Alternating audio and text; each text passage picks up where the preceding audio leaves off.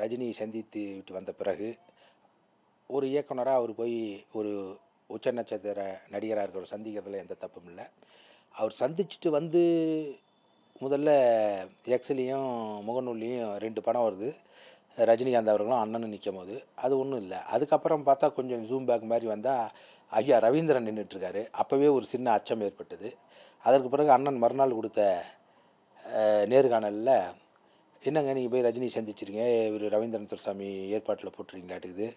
உங்கள சங்கின்னு சொல்றாங்களே" அப்படின்னா, "சங்கின்னா சக தோழர்ன்னு தெரியும்ல உங்களுக்கு? துளசிதாசர் அப்படிதான் எழுதியிருக்காரு" அப்படின்னு சொல்றாரு. கிட்டத்தட்ட அண்ணனோட நான் 27வது ஆண்டு காலமா பயணிக்கிறேன். சங்கின்னா செருப்பால அடிப்பேன்னு செருப்ப தூக்கி காமிச்சவரு. ஹெச்.ராஜா இப்படி சொல்றாரு அப்படின்னா, "அது பைத்தியம்" அப்படின்னு சொன்னவரு, சங்கி என்றால் சக தோழர்ன்னு சொன்னது. தோழருக்கு அர்த்தம் தெரியாதவர்கள் சொன்னா பரவாயில்ல. தான் ஏற்றுக்கொண்ட கொள்கைக்காக தன் வாழ்வாதாரத்திலிருந்து ரத்தம் சிந்தி கொண்ட கொள்கை வெற்றி பெற வேண்டும், இல்லை வெற்றி பெறுவதற்காக உயிர் தியாகம் செஞ்சவர்கள், ஒத்த கொள்கையை கொண்டவர்கள் தான் நாங்கள் தோழர்னு கூப்பிடுவோம். அந்த வார்த்தையை சொல்லும்போதே ஒருத்தரை பார்த்து தோழர், காம்ரேட்னு சொல்லும்போது, நமக்கு ரத்தம் செத்து போயிருக்க ரத்தம் கூட உணர்வா இந்த சமூகத்துக்கு நம்ம போராடுங்கிற உணர்வை தோ உண்டு பண்ணக்கூடிய ஒரு வார்த்தையை, அண்ணன் இப்படி ஒரு வார்த்தை சொல்லி கொச்சப்படுத்திட்டாரேன்னு உண்மையிலே தூக்கம் வரல. அதை நான் கேட்கலாம். ஏன்னா அவரை பற்றி தெரிஞ்சிருக்கேன் இல்லையா? இந்த கட்சி ஆரம்பித்து பிறகு கூட, அதற்கு முன்பிருந்து 10 ஆண்டுகளாக பெரியாரிய மேடையில், பெரியாரின் பேரன், மார்க்சின் மைந்தன், தம்பி பிரபாகரனின் தம்பின்னு பேச வந்தவரு, நான் வந்து என்னை யாருன்னு கேட்குறாங்க, நான் தீகா, ரத்தத்தால் கம்யூனிஸ்ட், இனத்தால் திராவிடன், அதனால் நான் தீகான்னு பேசினவர் சங்கின்னு இப்படி ஒரு வார்த்தை சொன்ன உடனே, ஏன்னா இப்படி சொன்னீங்கன்னு நான் கேட்கலான்னு தான் என்னுடைய அலைபேசி எடுக்கல. என்னடா நம்ம கருத்தை தெரிவிக்க முடியலன்னு, அதாவது நாங்கள் 2 நாள் 1 நாள் சந்திக்காத விட்டால் கூட, என் அலைபேசியில் வச்சுட்டு, "இளையவரா தம்பி எங்கே இருக்க?" அப்படின்னு கூப்பிட்ற நபர் அண்ணன் எடுக்கல. இந்த கருத்தை சொல்லுவீங்களான்னு பார்த்தா இல்லை. ஏன்னா இது மாதிரி பல முரண்பட்ட கருத்துக்களை நாங்கள் அப்பப்போ எடுத்து சொல்லிக்கிட்டே இருப்போம். சில நேரம் கேட்பாரு, சில நேரம் வந்து எங்களுக்கு அவர் சொல்லுவார் அப்போ. நாளடைவில் அந்த இது இல்லாத போயிடுச்சு.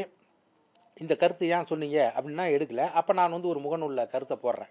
சங்கி என்றால் தமிழுக்கு எதிரி, சங்கி என்றால் தமிழனுக்கு எதிரி, சங்கி என்றால் தமிழ்நாட்டுக்கு எதிரி, சங்கி என்றால் மானுடகுல எதிரி அப்படின்னு நான் போடுறேன். அதை வந்து எடுத்து பாருங்கள், உங்களுக்கு எதிராக கருத்து சொல்லிட்டேன். இது எதிரான கருத்து இல்லை. இது ஒரு ஜனநாயகமான கட்சி இல்லையா? நீங்கள் இன்றைக்கி இருக்கிற காங்கிரஸு, திமுக, மிகப்பெரிய மெயின் ஸ்ட்ரீமில் இருக்கக்கூடிய வெகுஜன மக்களை ஈர்த்து வாக்கரசு பதவி அதிகாரத்தை விரும்புகிற கட்சியில் கூட ஒரு சின்ன ஜனநாயகம் இருக்குதுன்னு நினைக்கிறேன். அந்த ஜனநாயகம் இருக்கிறதுனால தான் எடப்பாடியா இல்லை ஓபிஎஸ் ஆகும்போது வாக்களித்து இல்லை போட்டி போட்டு பொதுச் செயலாளர் பதவி எடுக்க முடியுது.